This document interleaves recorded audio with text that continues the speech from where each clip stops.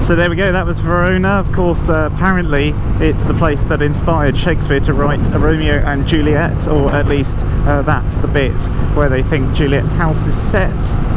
So there we go, it was great. It was less busy than I imagined as well, actually. I think most people were queuing up for the arena, but again, yeah, pretty good. I can imagine in the summer, when you're boiling hot, that's not a fun place to be. Why is everyone going so slow? Does this mean...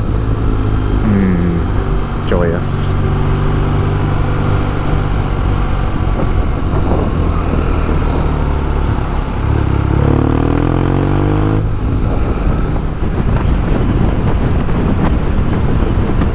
One thing I've noticed in Italy is even the lorries are quite fast. So you think this lorry will just sit there for whatever, doing 60. No, this guy's up at 110 kilometers an hour, which is 70 mile an hour. So I know they can go faster, but they're actually allowed to here. So what I'm actually surprised by is how much lorries overtake each other just to sort of nip around. Also, 90 seems to be a made-up speed that nobody does. Not even this van behind me. Look, watch this. We're doing 105, so we're doing 15 over, and here he comes. There we go.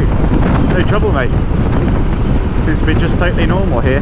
The actual limit on the Autostrada is 130. So I think 90 is a bit too low. 90 is 55 mile an hour, which is slow. It's like being back in France. 50 on a single, 60 on a motorway. Yeah, a bit slow, mate. Now, most of the time I don't like it when my bag is pushing into my back, but on roads like this I can just lean back onto it. That's lovely. Oh god, some of these bumps you think they're going to be smooth, and then suddenly there's this ginormous bump out of nowhere.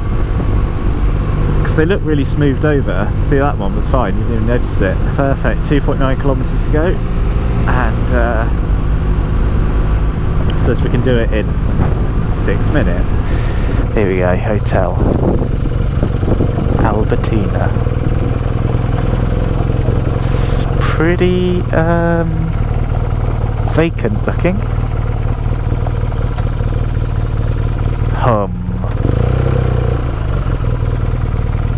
Are all the lights on? Just arrived at the hotel, and again, this is why I don't like prepaying for stuff, because no one's here. That light's on, but no one's here. It's all really run down, and although it looks like it's kind of open, I don't really want to stay here anyway. It's rubbish. But you would think, right, if you owned a hotel, you would at least bother to turn off auto booking, because I'm really glad I didn't prepay for this, because I nearly did. Let me flip the camera around. Look, it's all like falling apart here. Drain pipes seem better days. Grass needs a trim. But clearly they're not open. I wonder why they hadn't had a review for 2 years. But look, all the shutters are shut. Few lights on. Nah, what a waste of time. Wasted time. But look, it sort of looks open, but also sort of not.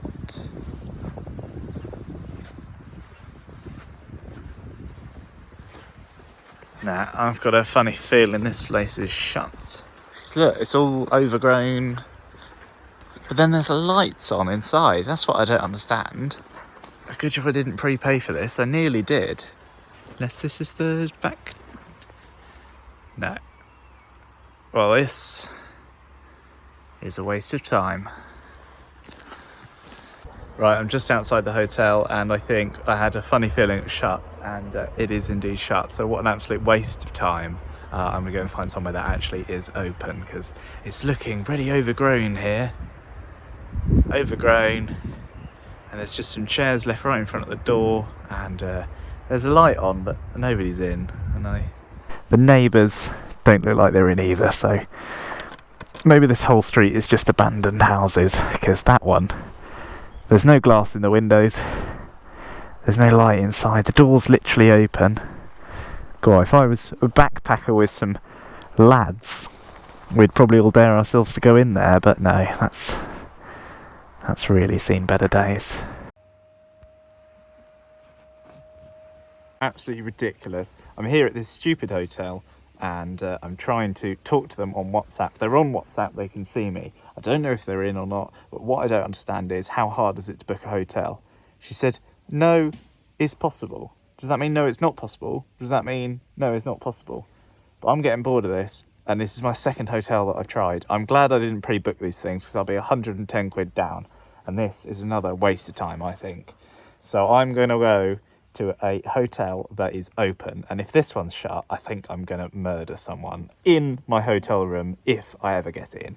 What an absolute waste of time. It's clearly not a proper hotel, is it? Okay, I just called another hotel and they were shut as well, so there must be something in the area that's making them all shut, but I am so annoyed. It's 8:30. I've done 170 kilometers to get here in this town and nothing's open, so it's a stupid waste of time and nobody wants any business. But I found a hotel. It looks awful. It's £68 including dinner, €68 including dinner and breakfast, so I'm just going to go for it, and I know it's going to be rubbish. Anyway, it's time to ditch this place because this is a waste of time. Well, good morning. As you can see, I made it to a hotel. Gotta say, it's not the quietest one. It's some sort of trucker hotel, and there's no way I'm going to recommend this to anyone, but it's actually been surprisingly nice. I got for €68, I got free lunch and I got free dinner and free breakfast. That's the cleaners in the corridor. They've been cleaning and jiggling that set of keys for the last 2 hours. I don't know why they had to do it outside my room, but anyway, really annoying. You don't get that in a proper hotel. At least they might wait. But anyway, let me show you around the room. It was €68, including dinner and lunch, and the motorbike's in the garage. So I wouldn't be coming back here again, but as the third choice, it was surprisingly good, actually. The staff are brilliant, really friendly, except these cleaners who've been cleaning outside my room for the last 2 hours from 7 a.m. and they just haven't stopped, and everyone seems to want to chat to them outside the room, so I'm really not having fun with there. But anyway, let me show you around, but don't come here. And someone in this hotel loves opening and shutting a door, right? There's someone from 7 a.m. who's just been opening and shutting a door. It must be some main staff door or something, but they love opening and shutting it. And I just wanted a little bit more rest. Didn't really want to wake up at 7 a.m. But anyway, I'm going to go down for breakfast now, and I'm just glad to be in a hotel, because otherwise I was going to stick my tent up in that dodgy hotel's car park, and they can deal with it in the morning. Not that there's anyone to deal with it, because no one was there. Anyway, let's go down for breakfast.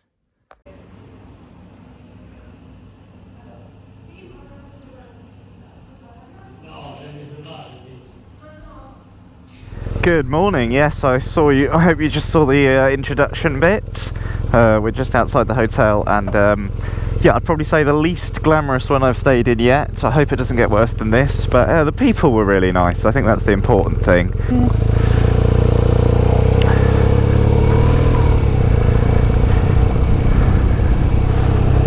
So yeah, in Italy, there's none of this please and thank you stuff. They literally just you pay for what you need and then you leave, and that's it really. But the plan for today is to see Cinque Terre and Pisa.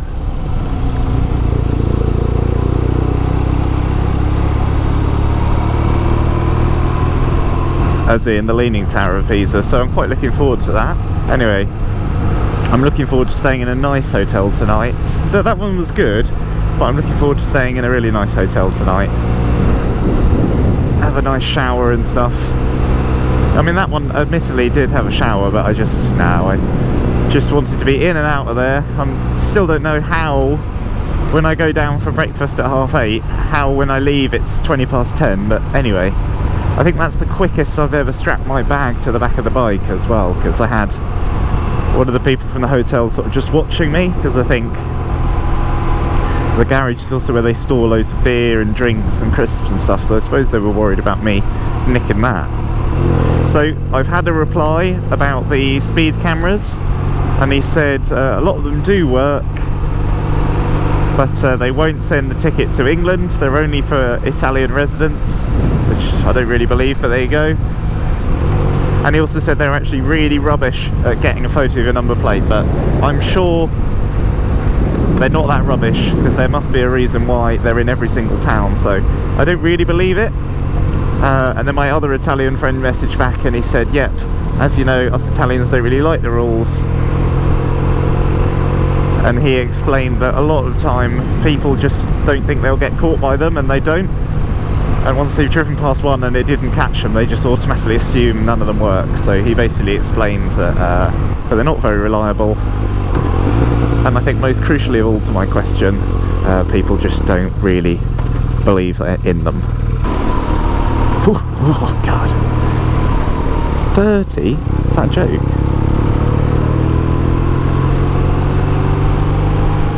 Right, that wasn't ideal. Apparently, they're all broken. But again, they don't think to put a sign out or anything like that. They just wait for you to pull in, take the sat-nav off, take your gloves off, get in, and then they tell you. So we're going to get back on the road and hope that the next one has some petrol. Again, not super low, but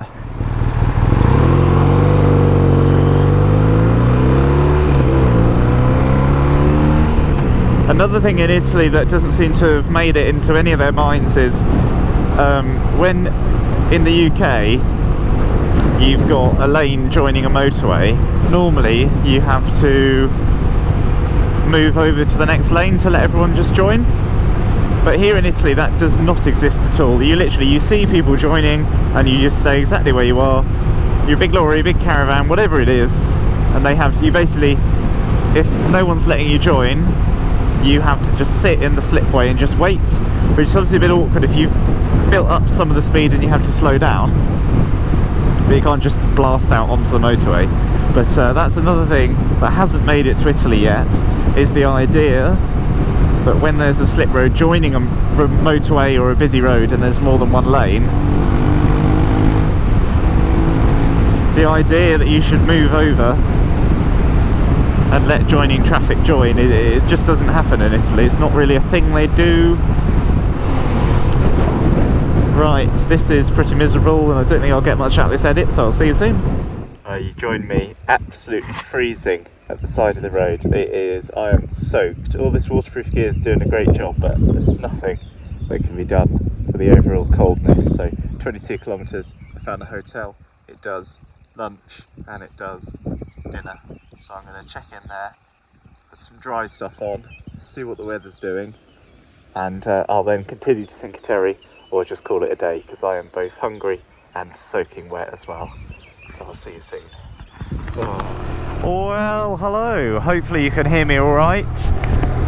Welcome. I'm near Cinque Terre at the moment, and I've got to say, it's lovely to have the sun back out.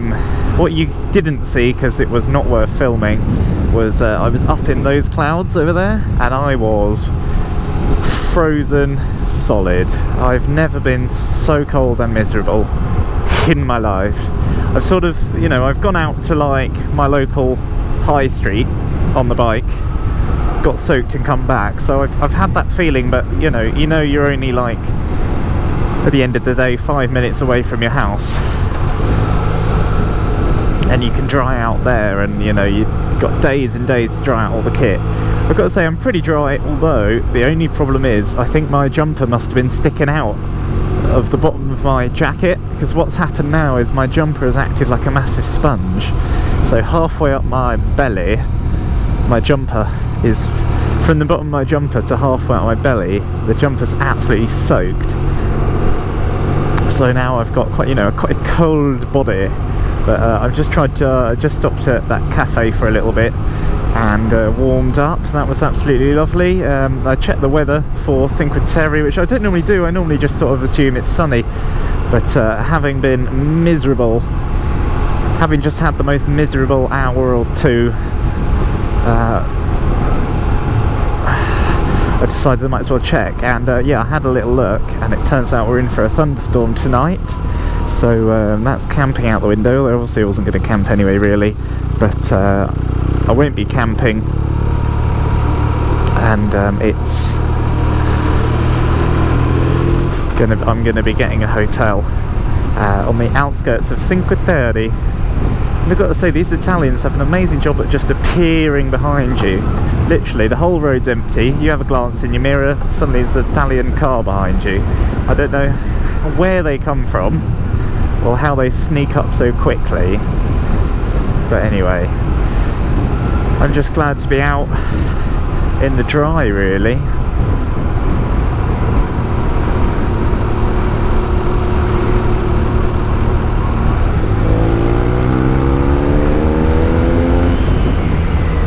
It's a national park, and what it is 5 villages, and they're all connected on the shoreline basically. And I'm going to the castle of the... I'm going towards the big statue of the giant. Oh, TomTom, no. I don't think there's another... I don't think it's a T-junction, TomTom. I'm going to the big statue of the giant, which is sort of the start when I looked at the map. And then from there, I'll be twizzling down the twisty roads, and we'll finish in La Speziana or something like that. La Speziana. I've met a few Spezianas in my time, but yeah, we'll be going towards La Speziana or something like that.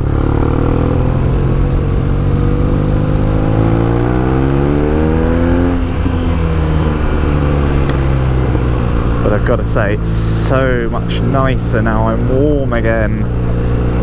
The Goretex kit does a pretty great job, actually. I just think when it's extreme rain, nothing, even if you were in a rucker jacket, I'm sure rucker has leaked. Nobody wants to tell people because they spent over £1,000 on it, but I'm sure even rucker has moments where it's lets a bit of water in, or you've left a vent open or something.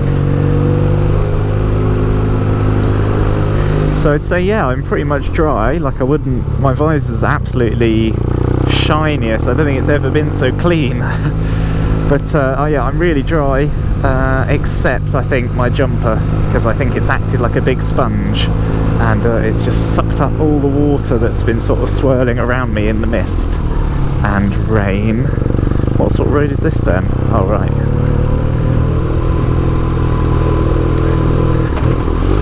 We're in for a 20%er.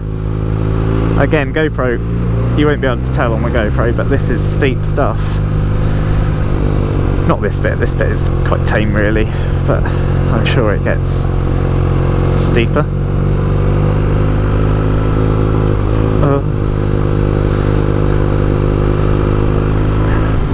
I think it said it's really going to start getting going at about 5 or 6 o'clock, so 5 or 6 o'clock really need to find a hotel, because I don't want to be wet and miserable for the second time in a day. So I need to find a hotel and at least be making my way to the hotel in the rain. Or what would be lovely is if the bike's in the garage and I'm sat in the bar and you start to hear the thunder. That would be satisfying, knowing I've got that bit right, but I'm not sure, so we'll wait and see. And dull. Oh, come on, TomTom, it's a turn. Oh, wow. That's fun.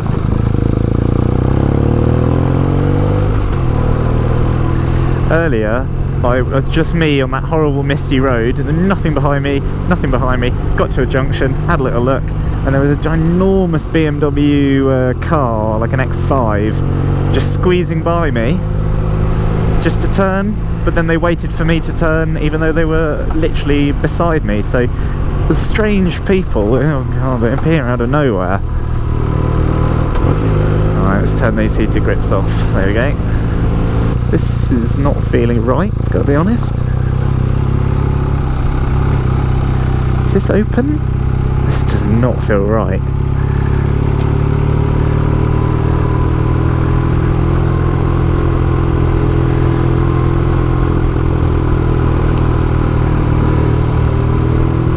I'm all for off-roading and stuff, but one, when I'm expecting it, and two, I don't really like doing it when I'm on my own. Is this right? This does not feel right at all. People are allowed to just...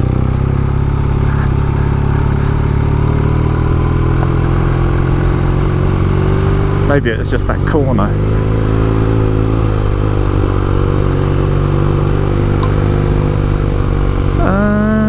Should I be on this road? It's so overgrown. It looks like nobody's ever driven on it.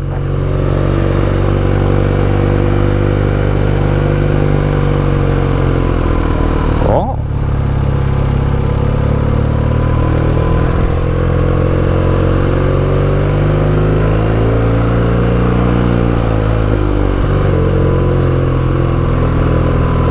Look at the amount of stuff just hanging out.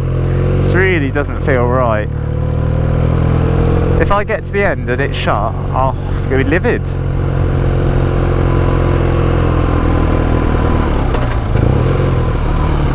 But it's all coated in gravel and stuff.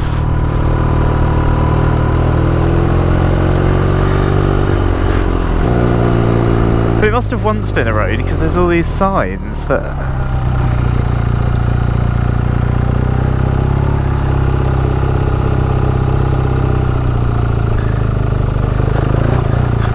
What on earth? This is normal, is it? This does not feel right. Let me just bump over all this. This is not right. I am bailing. This is going to go on for ages, and it just gets worse around every corner. And look, there's some sort of big power line or something just across the middle of the road. I am going back to a normal road. This is ridiculous.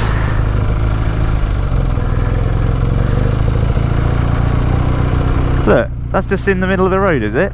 It's like a big sort of hose. I've got to stop and get a thumbnail of this.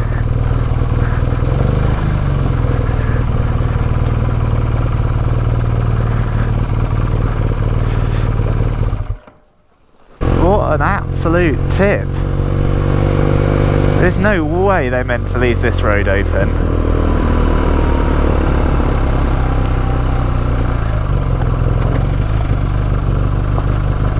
Just massive rocks in the middle of the road.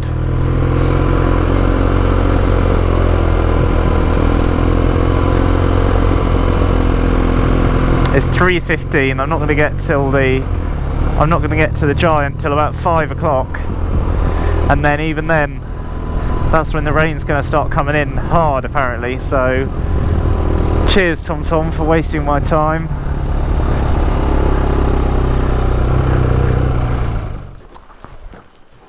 I think this is all someone needed to do. I think what's happened is some local or someone has just opened the barrier, because I just shut it and that took about 2 seconds, but it seems pretty certain it's shut.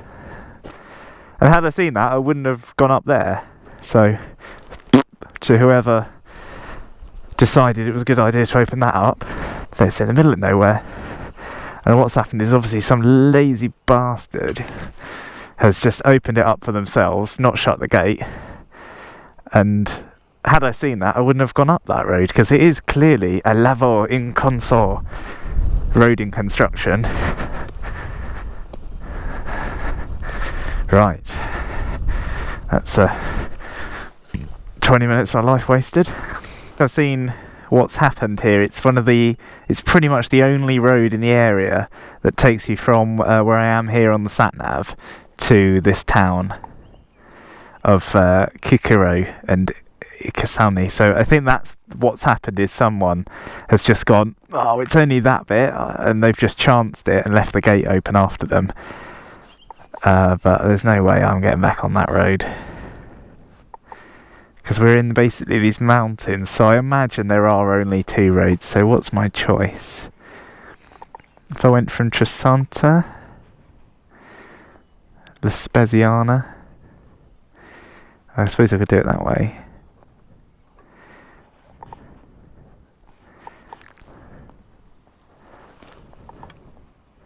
Right, let's just save my destination. Come on, TomTom, not now. Right. I'll see you in a second.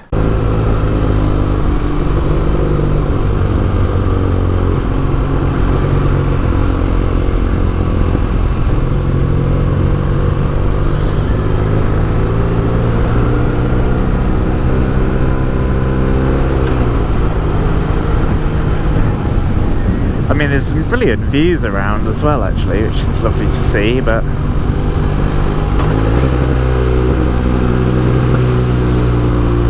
had I known the whole thing would be this difficult, I would have just stayed in the east side of Italy, and I would have stayed on the side with Ancona on it and Verona on it. I wouldn't have, so I've sort of crossed over just to come to Cinque Terre, which I think will be worth it,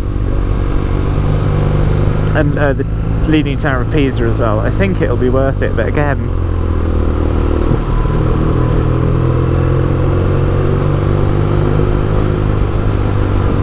I'm slowly getting to the point where I might just say, right, that's it, and just start cutting across Italy.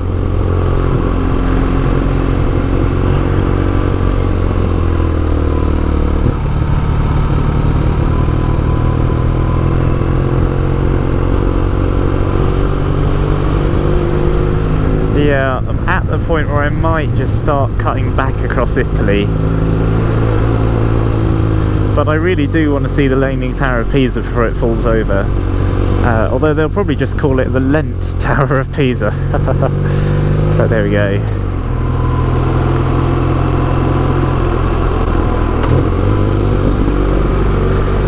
Oh, just thinking I could have used the power at that cafe to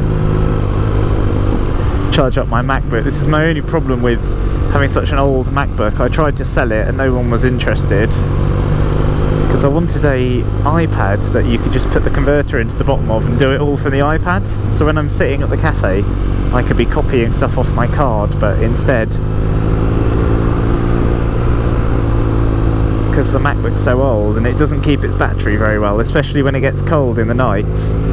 If I don't have it in the hotel room with me, it's really chilly, because now I'm down to like 20 minutes on this card because I couldn't empty it last night. So when I stop, I'm going to have to get my spare SD cards out,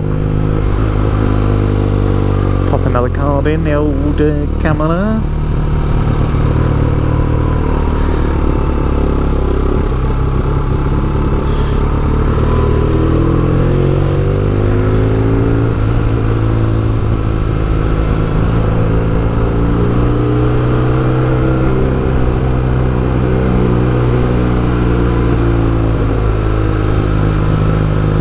All the chopped logs, right.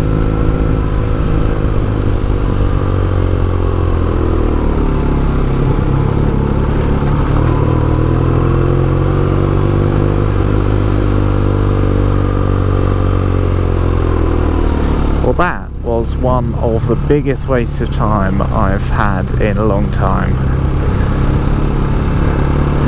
And again, why don't they put a little sign up just anywhere? Like, how lazy can you be? You can't even be bothered to put a sign up saying roadworks, you know, a kilometre ahead. It's just ridiculous. I do get really bored of sort of having my time wasted, especially with getting nearer and nearer the ferry now.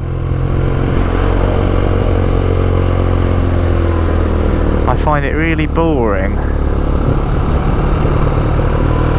to have my time wasted by something that could be so easily fixed, like get in contact with TomTom like everyone does in the UK and have the road put as shut, or do what they do in Germany and Switzerland, where if the mountain pass is shut, they tell you and the sat-nav knows that the mountain pass is shut.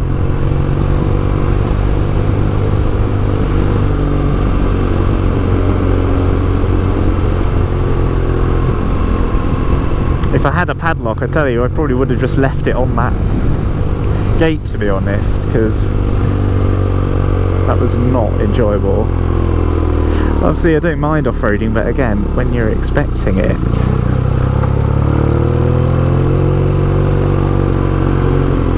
Right, so I really hope we're not in for the same treat on this road,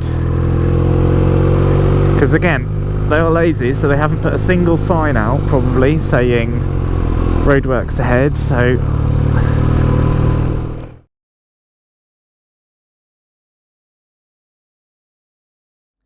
And there we go, after a very rainy and cold start to the day, we are in the hotel. So let me show you around. This one is €65 for the night, including breakfast and free parking. So seems so good, it's about normal standard for me. Main door, helmet hook, which is really useful. Bike trousers there, bag and jeans and stuff. It's my little charging area, and then they were drying outside, but now it's started to rain, so I have to bring them in. And that stuff, the jumper's just drying out, jacket's all hung up. I've just got my data transferring over, and then I've got my little ensuite. So toilet, my face, shower, and the shitter.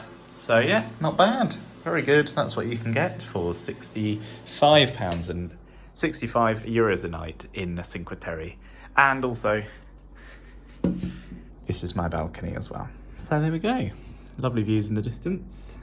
Mountains, mountain over there, bigger mountain over here, hang on.